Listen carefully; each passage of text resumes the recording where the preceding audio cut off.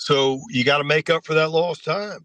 And we made up for the lost time by working late and working some weekends. And that's when we got in a little bit of trouble when they came in on Sunday night and said, "What are you all doing in here?" Knocking on the door at 8 o'clock at night. We're just cleaning up. The guy said, "If we catch you in this building again, working off hours, we will have you arrested." And they said, "Who's in charge?" And I pointed over there to Kent. I said, "That guy's in charge over there." But so it's a double-edged sword. The government's saying, "Got to get it done. We're not worried about shaving all this time off you. Got to get it done, but we'll fine you. But you can't work late." All right, get comfortable. This is a podcast we've all been waiting for. Welcome to All Things Wood Floor. I'm Steve Diggins. My guest today, so nice we invited him twice, Sprigg Lynn from Universal Floors in Washington, D.C. He's brought along with him Kent Rogerson and Jamie Lambert from Low Country Floors, Pawleys Island, South Carolina. These floor pros just completed the renovation and restoration of the Andrew W. Mellon Auditorium at our nation's capital. This grand ballroom is historic, as are the floors in it, and this is a massive, ornate, and technically super advanced project. This is the master's level of flooring, so check out Sprigg's article and photos in February-March issue of Wood Floor Business Magazine, and follow along while I have the privilege of hosting the very best and brightest in our industry. With no further delays, let's get to it! All right.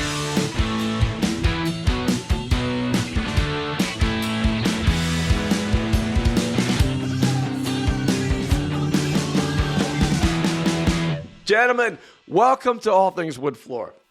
Hey, man, how you doing? Hey there. Thanks for having us, Steven. All right. So, listen, we got Sprigg Lynn out of Washington, D.C., Universal Floors, Kent Rogerson and Jamie Lambert out of Low Country Floors. And is that Pawleys Island, South Carolina? Yeah, Pawleys Island, South Carolina. We're in a tiny little spot down here on the coast. We just posted a little thing online saying that we were going to do a podcast. And usually we do them and they're already out and people go listen. And I said, Sprigg's doing this project down in Washington, and we haven't even recorded this yet, and people are going crazy. So people are very excited at Wood Floor Business about this, and people have sent in questions, etc. Sprigg, I want to kick this off. You've been on here before, and of the few celebrities we have, you're one of them. So people want to know what you're doing and how you get these projects. There's a million questions. This, am I correct, is the Andrew Mellon Auditorium in Washington, D.C.? Yeah, that's correct. Yep. Tell me a little bit about it.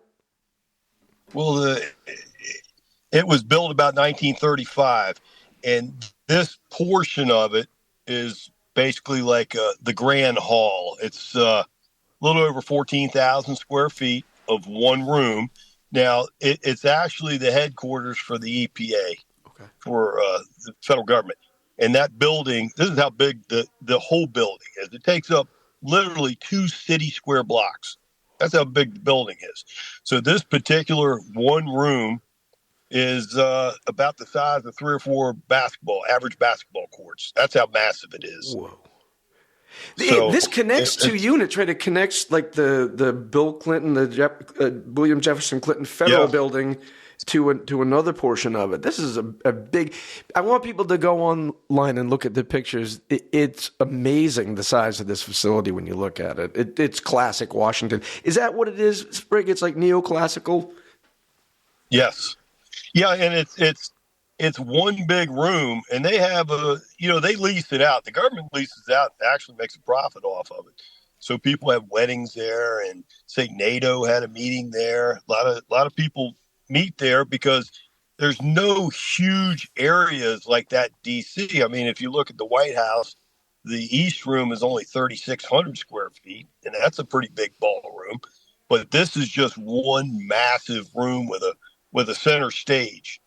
And it's kind of unique. Back in 35, they had a giant projector that was inset inside the stage as a brass inlaid trim around it, and it actually came up out of the stage, and people would watch movies, a 20, 25-foot movie screen. And that's defunct now, but the outline of it's still there on the stage. I saw online it said that this facility has been used for a lot of events, and it's interesting because they will rent it to the public. It said it was like $35,000 to $50,000 plus $295 a person, and they must have some crazy parties in this thing. Where did it come up that they said, you know what, time to get these floors done? Because weren't these done 20 years ago? Well, the original floor, about 20-some years ago, I bid to, they wanted it to be replaced. It was worn out, usually because of non-professional sanding, too aggressive sanding. It took a lot of the life out of the floor. But I bid it, and usually they go with the lowest qualified bid. So another fella took it, and he thought this was his pie in the sky, and actually put him out of business. Okay. He got 2-3 weeks into it, threw his hands up, said, I can't even do this job, which is a shame, because usually the government does their due diligence. They make sure you have done equal size jobs or you can handle it. But for this, maybe 20-some years ago, they didn't do that. So another company came in and was basically a large gymnasium company, and they got it. They called me back to try to hang the first contractor, I guess, to get off the contract. And I said, I'm not here to say I'm pleasantries. I didn't get the job, so I'm not going to comment on that. So the gymnasium fella put the job in. He did okay, but did little to no leveling of the subfloor. Okay. And now we're doing a historic reproduction. So we're supposed to put it back exactly the way this ornate floor was installed, the chevron and a couple curves in it. So what this guy did is, and I'm not going to mention him, but he did his leveling with his sanding machines. Oh. So when the day one, when that floor was done, I told the government this was a 90 to 100-year-old brand new floor, meaning shoulders were breaking, loose boards. The government did not get their money out of it. So that's why when we bid it, we put in bold writing, subfloor additional. We must pull up the floor, examine it, and deal with it then, because there's no way you can put a price on it. So, okay. So this facility, I believe, was built in 1934, and the architect was Arthur Brown. Your grandfather was an architect for the Capitol, correct? Yeah, they appoint architect of the Capitol from George Washington's time till present, and usually they had a lifetime appointment, and they were building things on Capitol Hill, whatever was being built, and they overran it. And they hired everyone to do the job, but this was in the Federal Triangle, they call it. So this is out of the jurisdiction of the architect of the Capitol. But a lot of times they say it built in 1935, but they might not have finished it till 1936, or it might have taken multiple years to build.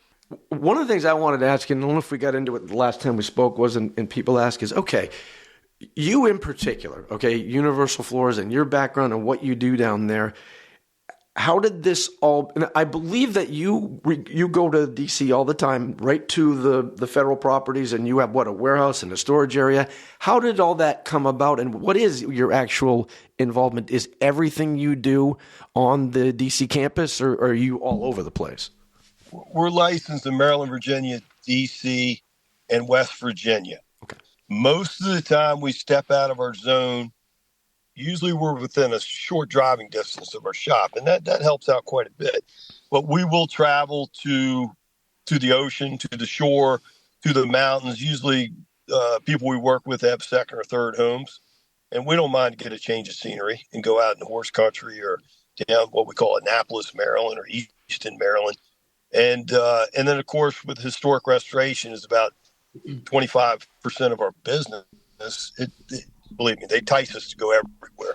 Once we went to Philadelphia, the White House Historical Society owns multiple homes, and most of the time I tell them I want to stay in D.C.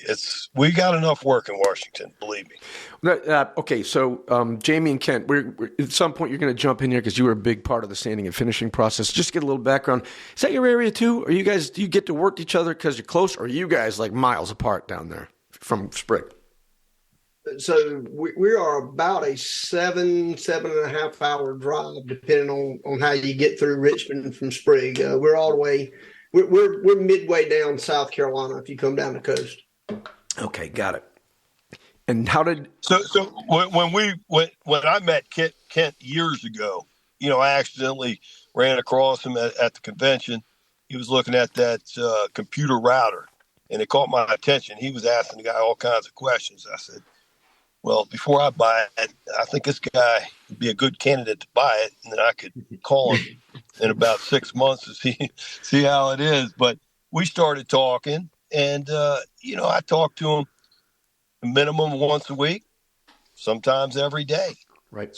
Most of the time we talk about floors. Sometimes we talk about other things, but we got this relationship where we can share information, and he can give me different insight, which is fantastic.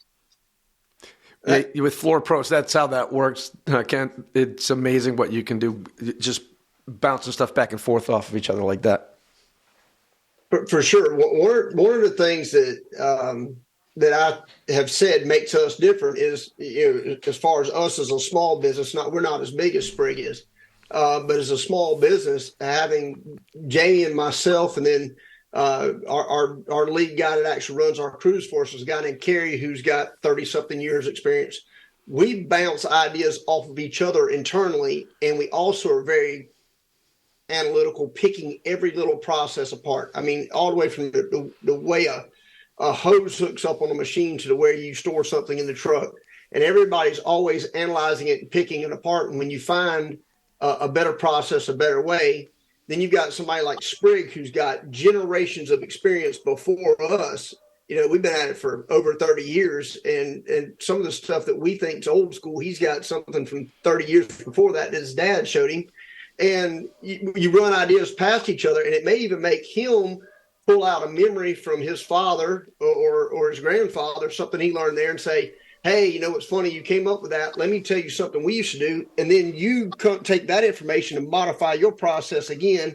And it's an ever evolving process. And here we are, the two of us anyway, we've been at this for 31 years. And every week we come up with some way to improve it incrementally every single week.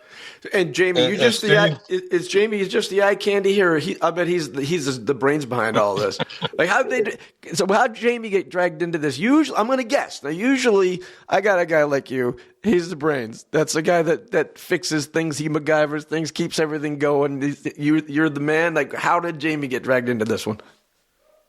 So into this job or into the flooring? This one in particular, this job. No matter what Kent's doing, I'm right there with him. So when he got pulled in, collateral damage, I came with him. and Kent, how does this start? Does Sprigg call you and say, son, you got to get down here, get a damn problem down in the Capitol? Or do you? That's a pretty solid impression. I'm getting used to it. It's not 100%, but for just starting, that's pretty solid. So a lot of times there's jobs that are coming up. And so that was actually something that was in on one of the memes that was talking about.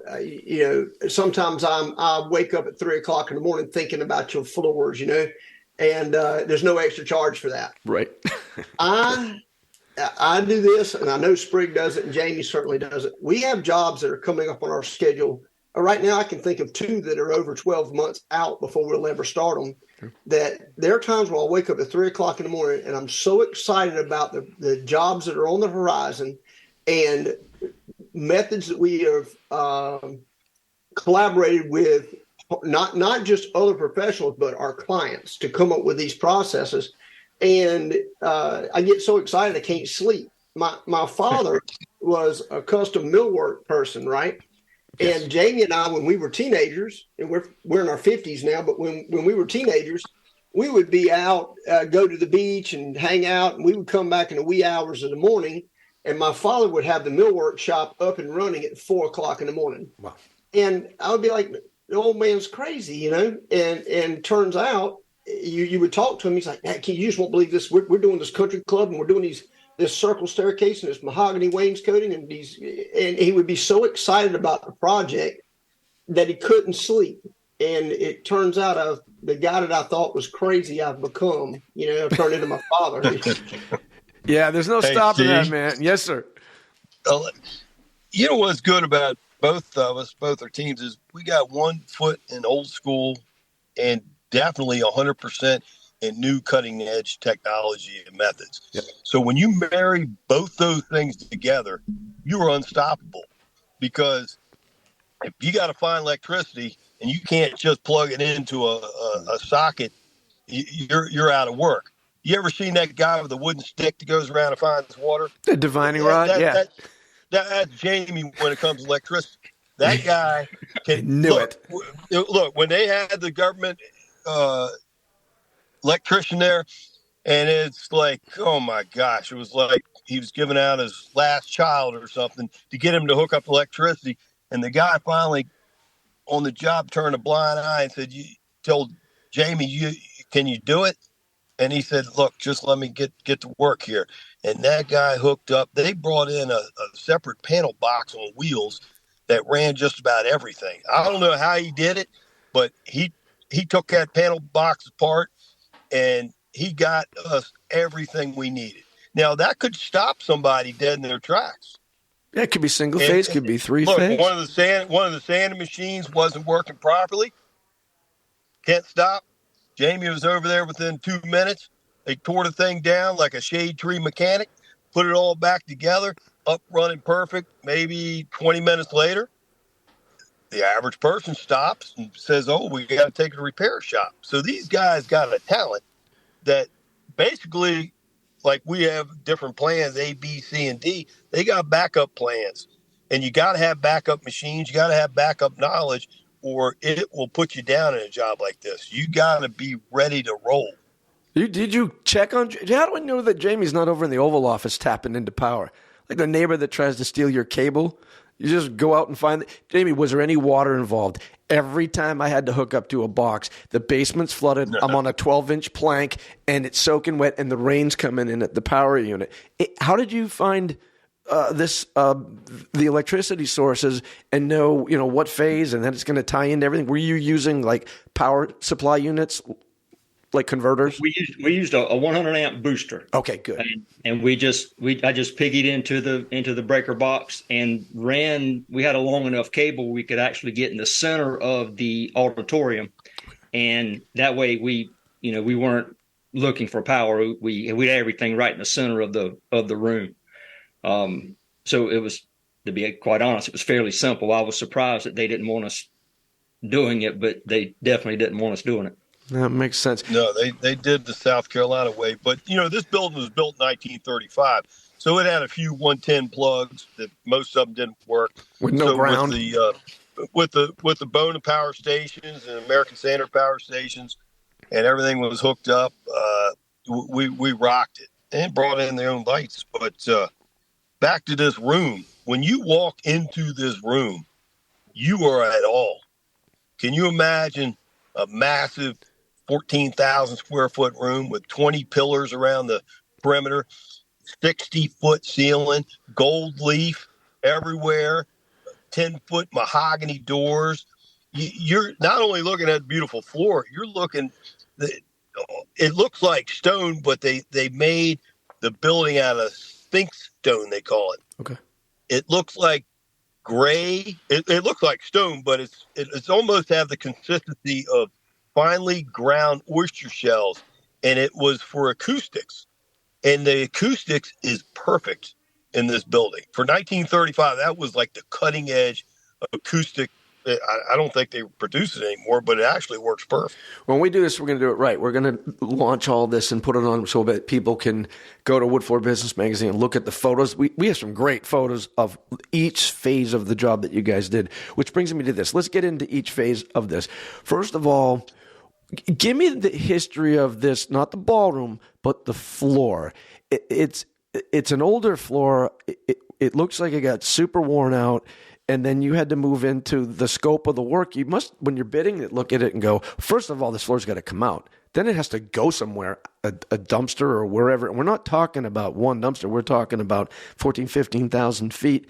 And then I noticed in your article, you mentioned there's stone on the perimeter, and it's a chevron pattern. So this isn't just some standard issue flooring. What's the history behind, what was wrong with this floor, and why did this have to come about that they needed to change everything? Like I said before, it was reproduced once before, but the minors were off by 2 or 3 inches. It was sanded down to nothing just to get it flat.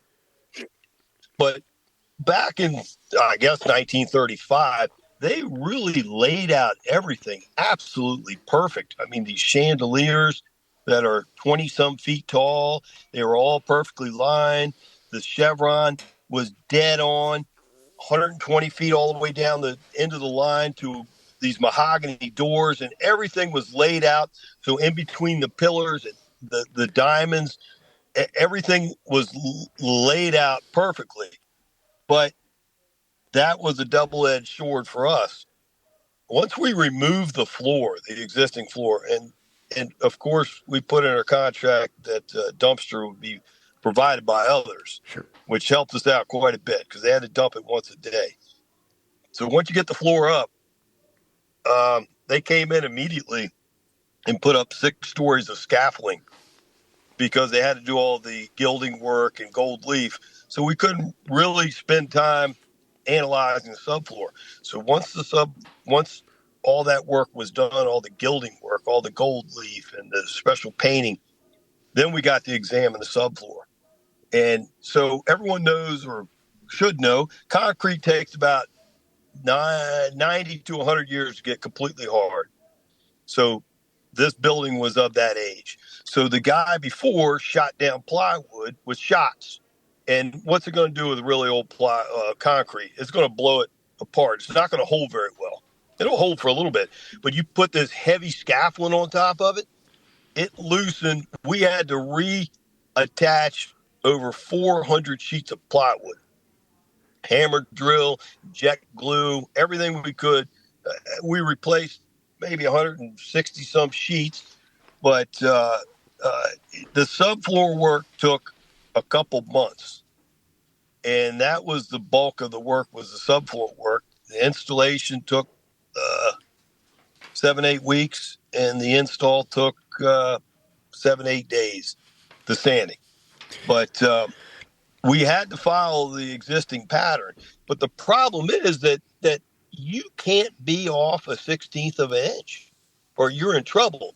And that goes into strategically nailing and how we do it with manual nailers, some air guns. But the big curveball was we checked it, the flooring, and we thought that we had a bent square or something. We said, this looks a little off. We said, nah, it can't be. And damned if that 45 was not true. And then we said, holy moly, here we'd get fined X amount per day for every day that goes over the allotted time. So we got together with a secondary supplier that supplied the wood, Premier, down in North Carolina. And they came out and they stepped up and said, what can we do? What's your plan? So the only plan we have is to re-chop a perfect 45 with a laser Festool chop saw, and then lay each row and track it off and re-groove it. So we got into that rhythm, and that made it roll. So my question would be, not to interrupt you, but I don't want to get too far ahead of us. So one of the things, I've been in this my whole life, these guys are doing this. One thing that you seem to have that nobody has is the scope of these jobs is massive. There's a lot involved, not just pricing, but the commitment, not to mention you screw these up, you could be out of business. Where did you inherit the ability to get onto projects this big, this confident, bid them and get them done? That's a big deal. Well, the way I look at it, somebody's got to do it. Somebody out there's got to do it. Either somebody's going to do it and fail, or someone's going to do it in success. This particular size job, like you say, is big reward, but also there's huge risk. So and hey, you can't shut down your whole business. You got other business going on at the same time. So that's why we reach out to other craftsmen and professionals to work with us, which seems to be a win-win for all of us. But you know what? We've been on very small jobs that are very complicated. But the larger the job, the more you have to be organized. If you're organized and you start the preparation, it's almost like knowing a hurricane's coming. You got to prep, and you have to have backup and prep. And that's what we did. We bid the thing 2 years before we started it. So we had plenty of time to prep. And then we're coming out of COVID. It's hard to get glue, hard to get nails. It's hard to get everything. And that's another problem. Well, that's where I want to go back to. So give me this one. You've got other things going on in your life, and this pops up. Is it a phone call? Is it an email? Is it something like somebody? Yeah, they call. The word's out if you can handle something like that, and then they interview you. They meet you. Okay. So my personal background is installing and sanding floors. I mean, you could ask me a question, I could probably answer it 9 different ways. But people know when they're talking to somebody that does the work and could handle these people. And look, the government not only wants to know, can you do it? They need to know the means and methods of everything you do, how you do it, why you do it, what materials are you using, what are the alternative materials. It's almost just as much paperwork with certified payroll and the means and methods of everything. I told the government official, I said, look, you can hand somebody a book on how to play basketball. It doesn't mean that they can follow it and be a professional, but we'll follow your game here. So the government works totally different. They're more focused on paperwork, I think. Well, good. And one other thing I want to say, you can't just put 100 people on a job or 50 people on a job. You have to have a handful of highly skilled, motivated, dedicated people, and then you still have to be looking over your shoulder every step of the way. If someone says, oh, I got 100 people, that doesn't mean anything to me. That means warm bodies. How many people are capable of executing something like this and bringing it to the very end? Not many. Hey, Wood Floor Pros, this is Kim Walgren, the longtime editor of Wood Floor Business. Make sure you don't miss the article the guys are talking about on today's episode, or any other cool projects and articles, by making sure you have your own subscription to Wood Floor Business Magazine. You can get the print or the digital edition for free by going to woodfloorbusiness.com and clicking on Magazine. And when you're subscribing, don't forget to also check the box so you get the Wood Floor Business e-news in your inbox every Monday and Wednesday. You'll be in the know on all the latest industry news and new products. That's it for now. Let's get back to Stephen's conversation with Sprigg, Kent, and Jamie. I had a buddy of mine that did some work in the West Wing. He was a retired Green Beret. Oh, it took him forever to get clearance. They really didn't even want him in there.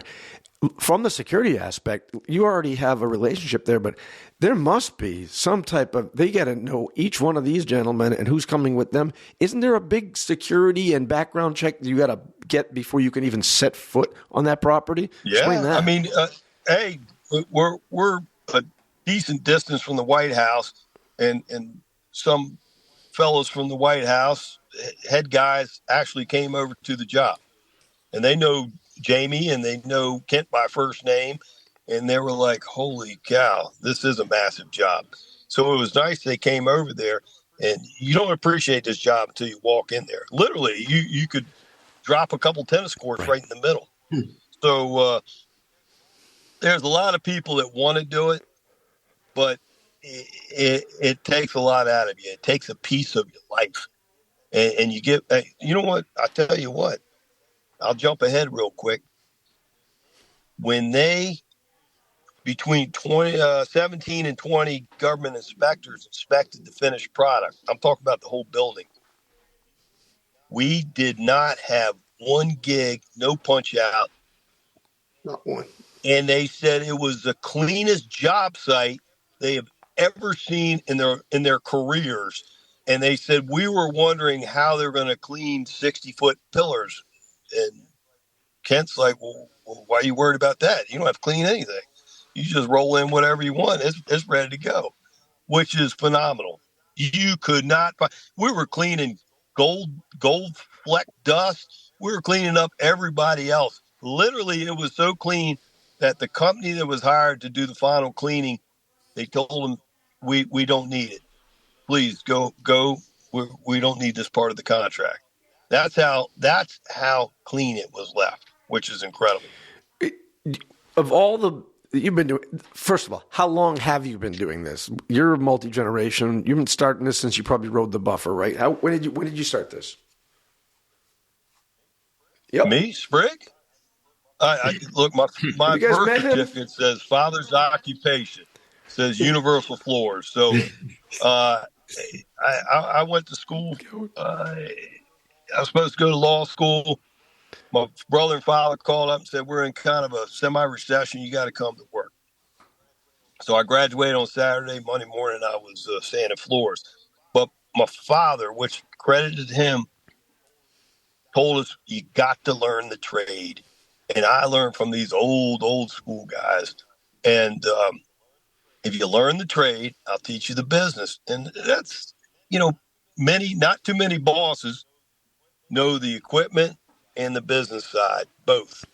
And which, like I say, Jamie and Kent there, they can hook up, they can find electricity anywhere, and they can fix any machine and dial it in anytime. And then they're running their company and running their books. So I think it's a combination of both. You got to have both. But me personally, this is my passion. This is all I know.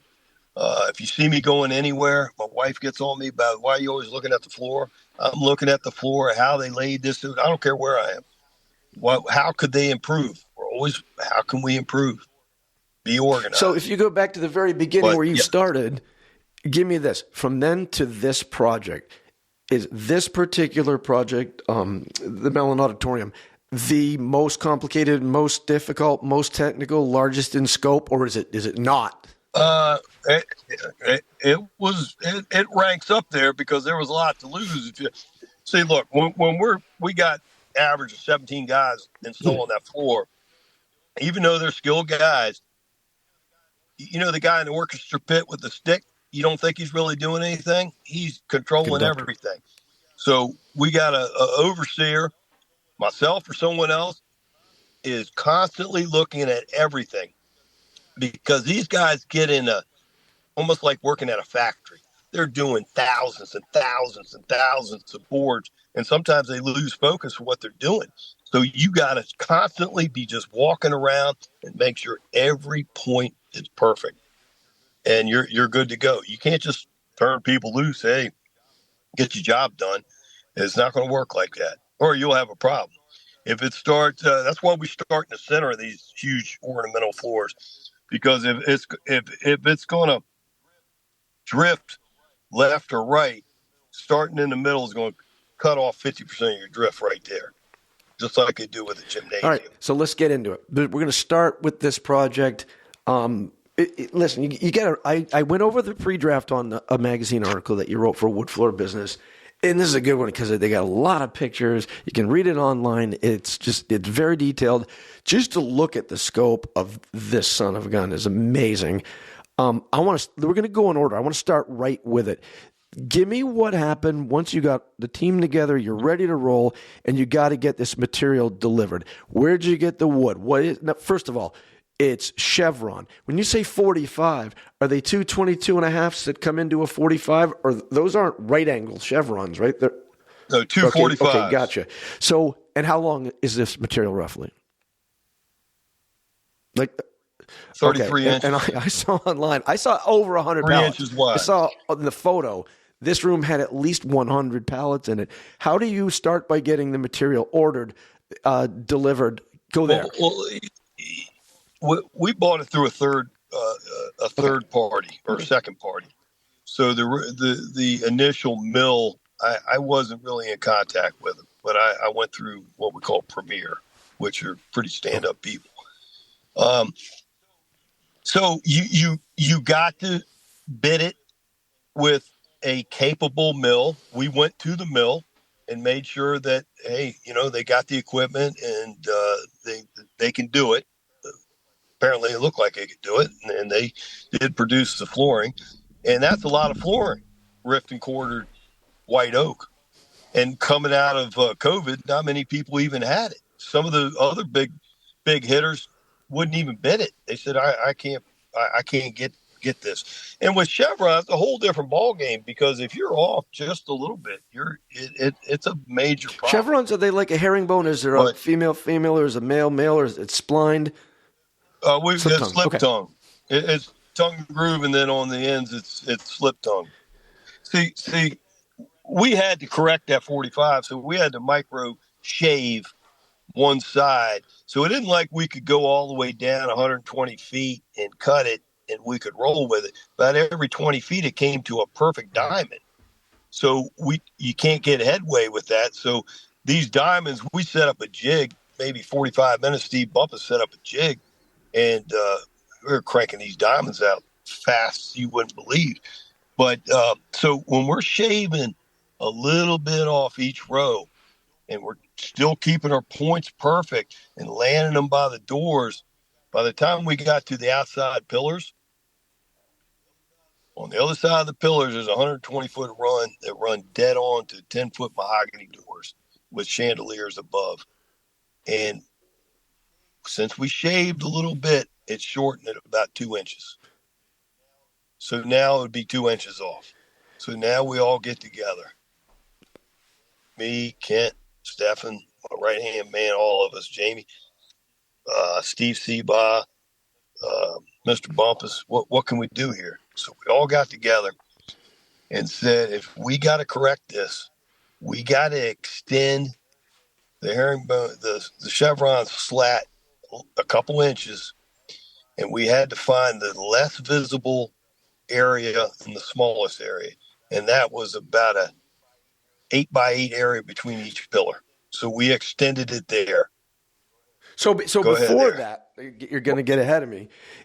There had to, okay, when I move wood onto a job site here in New England, first floor, second floor, third floor, I'll get a call in a second if somebody puts an entire pallet in the middle of somebody's living room.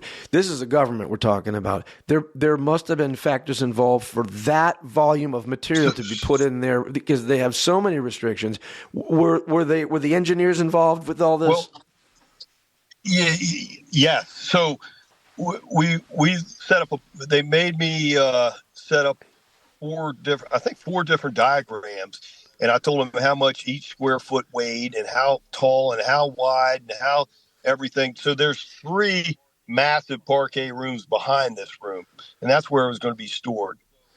So everything was a green light. So Friday, the wood left the factory. It's to be delivered Monday morning at 4:00. The government says, we need to get some more engineers out here. We need some more information. You can't deliver the wood. The 18-wheeler's on the way. So thank God my cousin Ray Lynn accepted the wood at Lynn his wholesale distributorship, okay. or I would have been in big trouble. So he accepted it. He kept it there until the government put their little stamp on it, and we could deliver to the job site. And then that's what we did. We checked the moisture and made sure it was acclimated, the whole 9 yards. But it was there's pictures in the magazine. You could see it. It looks like a piece of art. It's amazing. Did they send 26-foot box trucks or tractor trailers? How do you get this stuff out of there and load it? They sent it in. They sent it in. And box you guys trucks. Unloaded it? Big box trucks. Yeah, there was maybe 20 people unloading it. I got a video of it. Was it bundled or was it loose? I couldn't tell online. It looked. They were smaller bundles, but you can't have a forklift there, so everything was taken off by hand. And then we stacked it, and then while we're doing the subfloor work, it acclimated, and then the first, everybody thinks, hey, what do you put 25 guys on the job? No, the first few days, you lay your lines out. You don't have an army there. You lay your lines, you put your lasers and your braided fishing line out, and you do massive amount of striking lines, checking lines, rechecking lines. And that's the big point. Once you get your lines down, you're Is ready the material there? But you can't just listen. You go into a home and the wood is there. You move it to one side of the house to get started. Were you able to do all your line prep work and your demo work first, or did the wood show up and now you had to move it to one side? And no, we did the wood was stored in 3 massive herringbone rooms, historic rooms behind the stage. But so we got once we got the floor up, they put up the scaffolding, and then we worked on the stage and did some other things until the scaffolding came down, and then that's when we started laying out our. But lines. Did you do the demo and rip out before the lines? Well, we went there and marked where the existing floor was installed. And we marked everywhere with blue tape where the start was, where the center was, where they did it. And then we triple checked all their lines, because you're not going to go off another man's lines. We wanted to make sure it was right. And that's what we did. So you had to be dead on. There was no room for error. Believe me, there was no room for error. How did you organize you must be at this point, there's a rip out that has to be done. That's a lot of floor to rip out. Oh, and I have a question. Since it was done when it was done, did it have cleats? I'm sure the cut nails were gone by then. What was it nailed down with when you had to go and rip it up? It was nailed with, because it was only 20-something years ago, the guy used Boss's nails, Staples? not cleats. He used staples. Okay. So now you got to pull up. A couple of the guys fabricated a big pole where they yank those staples up without bending over, and that's half the work right there. Once you get the floor up, pull all the staples out. And if you go into the nail, that's why we use the power nail, the individual cleat with the jagged teeth. But the last top of, if you ever look at that nail, is smooth. That allows that floor to, because rift and core is going to expand and contract up and down. That allows that floor to micro move. Now, if you got a staple in there, it will hold it so tight when it wants to move, it will break right through that tongue. So that's why we like that power nail. The power nail is all. But this is all concrete. It's slab, right? Well, yeah, and that 3/4 inch plywood. But the actual base of this is concrete, so you had to go ply to concrete, which was there originally. I've seen a lot of the work in DC. Some of it has 4-foot drop floors, and they run computers and wires and cables. Probably because this is a ballroom or an auditorium. This is just flat concrete surface, and if it's that old, it must be hard as a son of a gun. So you have to remove everything that's there. How are they holding the ply to the concrete, or didn't they? Well, I said earlier that I don't know how the original install was, because I didn't get that job. That was the best job I lost. But you didn't have to demo the ply? It was probably not all of it. They wouldn't let me. They told me to fix it. But most likely they back in that day they laid semi-rough pine on a diagonal and cut it in with cut nails and planks, pine.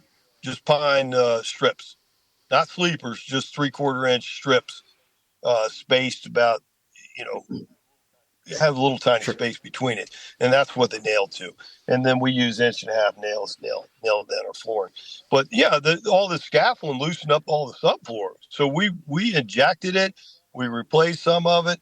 We took our hammer drill and put it in the lead sleeve nails. And then we full trialed it. We full trialed the whole shooting match and nailed it and glued it.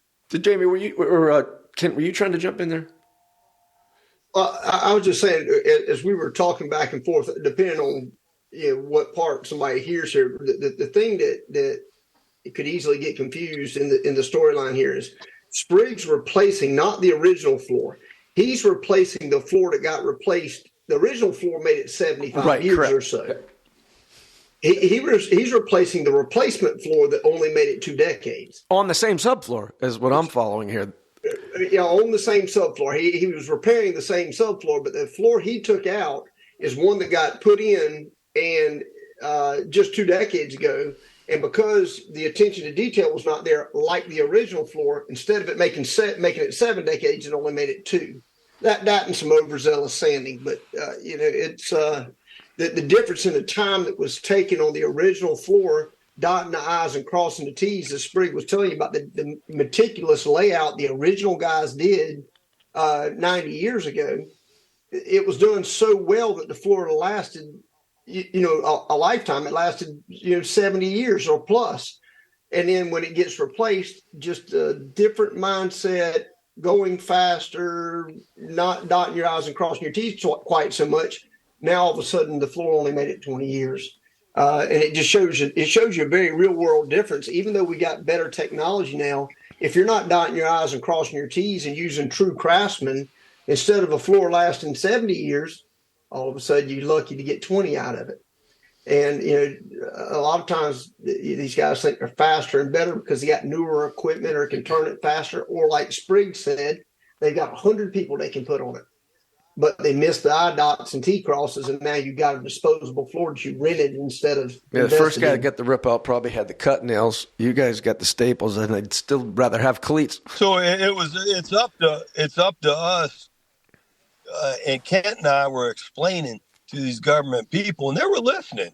These people that do historic preservation, restoration, they were really listening. They were asking pointed questions, and we were trying to bring it on home that a passive sanding, subfloor preparation, proper maintenance, all this is going to give you way more bang for your buck. And a floor that's taken care of should get 90 to 100 years with no problem. It's when somebody comes in there and he's a little bit less and he grinds the hell out of the floor and he takes the life off that floor, the historic fabric on the top. And that's the point everybody's got to bring across the finish line. Could you physically see, like I've seen that, it's very rare to see a floor lose that much life unless it's in somebody's machine shop and they're running sanders every day. Could you see the fasteners? Was it that was the wear layer that gone? You could see the nails or the staples? The shoulders were breaking off.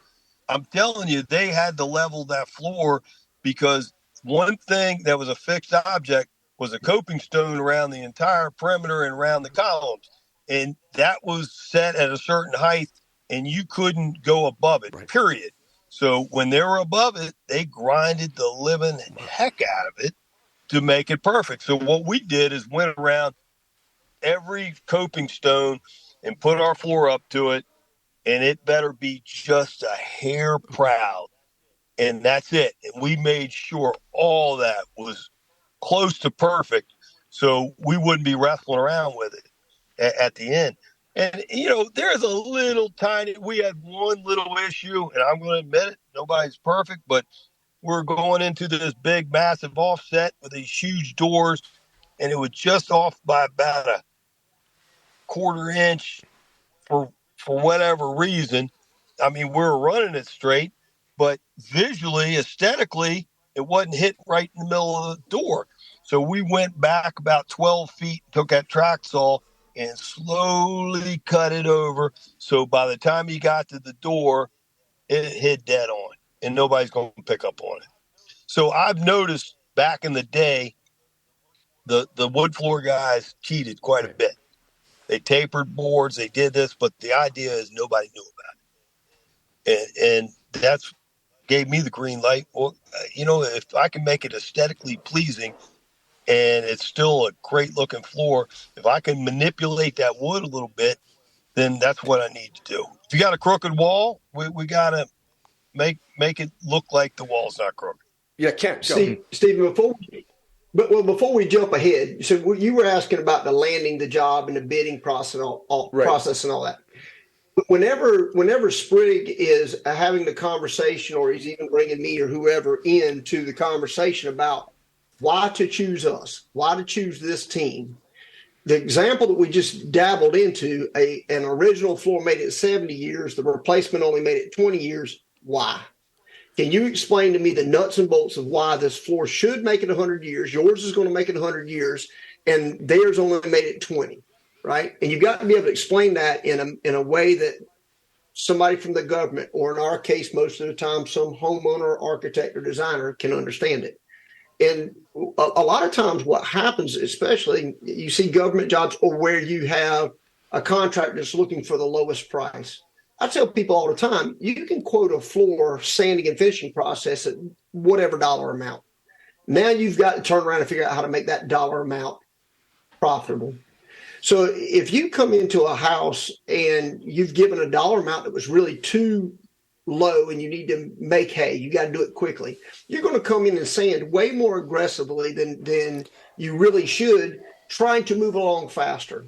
And if you can explain to the people from the back end, this is why you're replacing this floor in 20 years, and you're having to start and back into it with them and explain it to them in a way that explain it like a sixth grader would understand it. All of a sudden, people are going, well, why in the world did the other guys not take the time to do what you're saying, or a version of what you're saying? And you're sitting there going, well, y'all took the lowest bid and they had to get it done fast.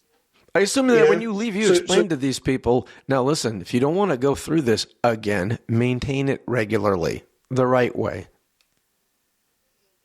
And don't oversay it. Exactly. When Don't just let it go. I think I told you guys a lot of this hit Facebook and LinkedIn and a bunch of places. And I think you might know, is it Mike Simodian? He was asking exactly that. Sprigg, when you're looking at this, there's so much logistics. How do you know, or do you kind of develop it, how much manpower, equipment, to bring into a job like this when you're looking at the scope of it? And the other side of it, especially when you're talking about the subfloor prep, there's got to be curves that you've got to prepare for that you're not going to get paid for them if you don't present them. You must have some type of safety valve when you get in and find out there are bigger problems than you thought. And you can't just do that at your cost. Well, you could chalk a lot of it up to experience, because you're not going to lose too much money before you get wise on how you bid it. But you got to know your men. You got to know their capability, and you can't just push them to work 14 hours or faster. That's not the answer. The answer is you got to dissect that job, and you got to break it down to how much in your vast experience you think that you can get done. And you figure the first several days are going to be a wash. That's just getting logistically lined up, getting all your stuff there, and getting your lines snapped. And then what we do is we start peppering the people in once we get the process going. Once you get the process going, it's like a huge train, and we can get what we call skilled production out of it. It's not just production. You got to have skilled production. But the problem is the government would come in and say, oh, here, we got someone who wants to rent this place. There's 20 people coming through, and you got to stop working. So I said, you know what it takes for a big train to stop and start? It's not like a light switch. So you got to make up for that lost time. And we made up for the lost time by working late and working some weekends. And that's when we got in a little bit of trouble when they came in on Sunday night and said, what are you all doing in here? Knocking on the door at 8 o'clock at night. We're just cleaning up. The guy said, if we catch you in this building again, working off hours, we will have you arrested. And they said, who's in charge? And I pointed over there to Kent. I said, that guy's in charge over there. But so it's a double-edged sword. The government's saying, you got to get it done. We're not worried about shaving all this time off you. Got to get it done, but we'll fine you. But you can't work late. And say, well, something's got to give. So then we started getting there at 4 o'clock in the morning. Then they said the EPA downstairs couldn't hear noise. And I said, well, I can volunteer and go get them some earplugs. They wear earplugs. They didn't like that. And I said, well, they're coming out of COVID. They're used to working at home. Why don't you have them stay at home for a couple of days? I said, we got to get this floor done. They were throwing every curveball they could to slow us down. But we, by the grace of God, we got it done. So looks good. At that point, you're still at this point in the story. We're at the subfloor prep, and I noticed in your article you said something about earthquake damage. They had the Capitol had earthquake damage. Was that in the concrete? Did you see that? Oh yeah. What did that look like?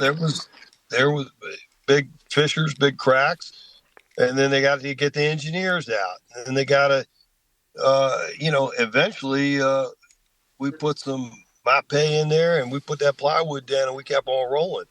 I said, sooner or later you gotta You got to keep the train going. But, they'll slow you down every step of the way.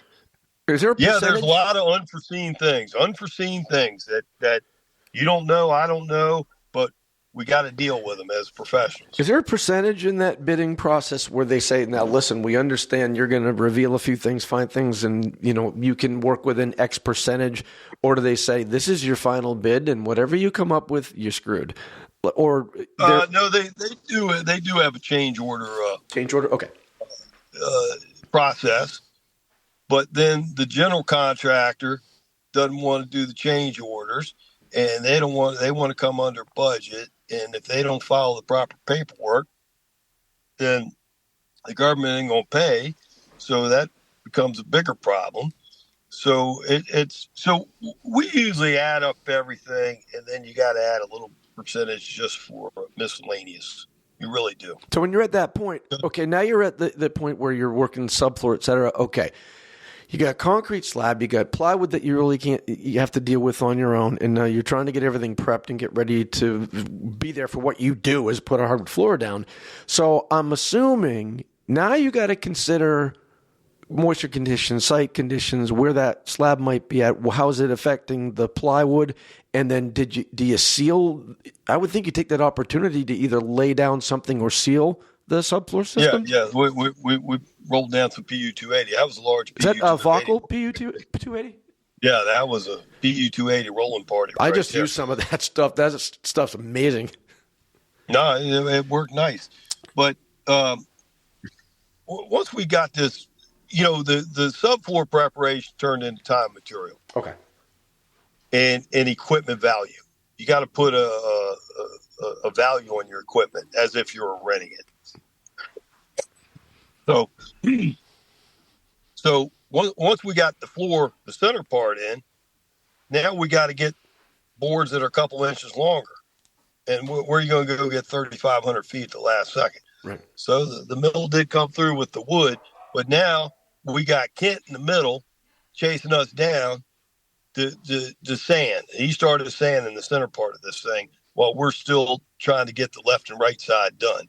You're still installing, and there's a portion he's sanding.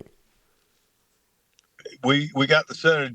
Kent said, just get this center finished up, and I'll rock it. All right, let me stop right there for a second. I got a question about this, because mentally walking through this, and it's a big project, here's where I'm at with this.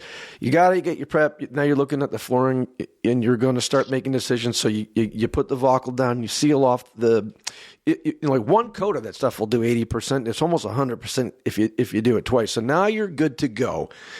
Now, can you glue and nail, or can you not glue because of what you've put down? No, we glue.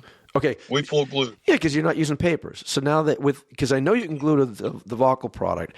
So do you, at this point, are you putting the sealer over your lines, or are you like, okay, now we're going to lay our true lines out to get this set up? We laid a lot of lines. Okay. A lot of different colors, but once we got, we still had to do a little bit of more subfloor prep, touching up around the edges. So we it has went to be around level. It has to be pretty damn level, I would think, for that. Yeah, Chevron. we wanted to see what was high and what was low, and then we PU 280 it, and then we went back over, restruck our final lines, and then sprayed a little finish over it so they wouldn't get smudged out. Okay. And then we went to town. So what are you using? Fishing line, kite string, lasers, old school, both of it? What do you got going in there for your lines? Yeah, that braided fishing line worked great. It's very thin. Yep. I mean, you don't want to snap a line and it looks like a garden hose. That could really throw your points off. Sounds like a gymnasium layout. Same thing. You got to be thinking center of this facility. I can't imagine starting off a side or a wall or a spline or a center. You got to start. That's why I said it cuts your drift off by 50% starting in the middle. Yes. So we started right dead in the middle. Okay, good. And then peeled off from there. So we got the floor rocking and nailing and fixing the 45 and cutting and trimming and regrooving every piece and cutting every piece, and we get a train going. So please tell me that you this is all your solo act, or tell me you don't have to work around other trades in this thing.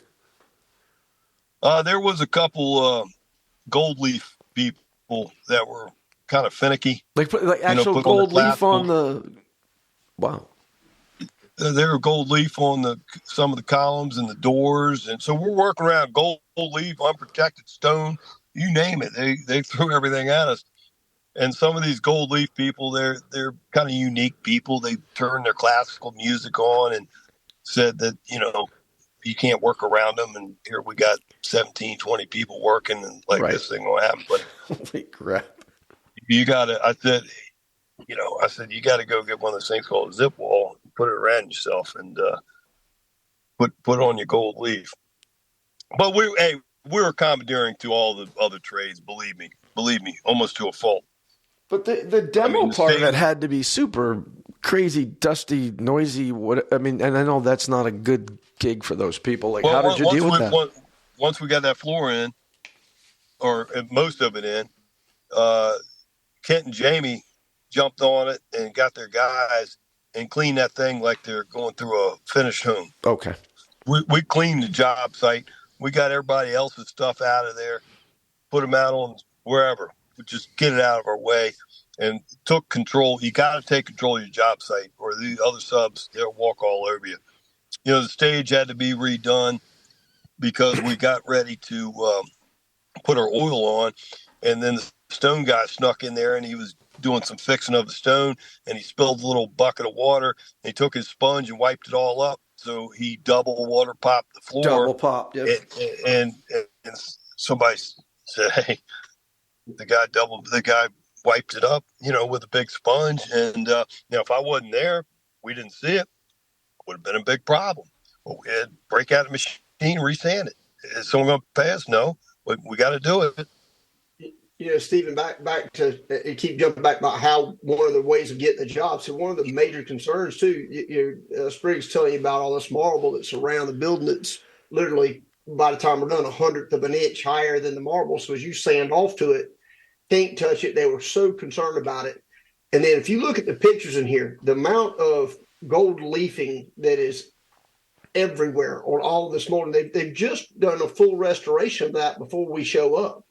Thank goodness Sprigg was able to get all of his demo work and everything done, but we're showing up to something that is fresh, bright, and shiny, and you can't get on it with a bristle vacuum because you'll destroy it. So there's not an option to mess up and get it dusty.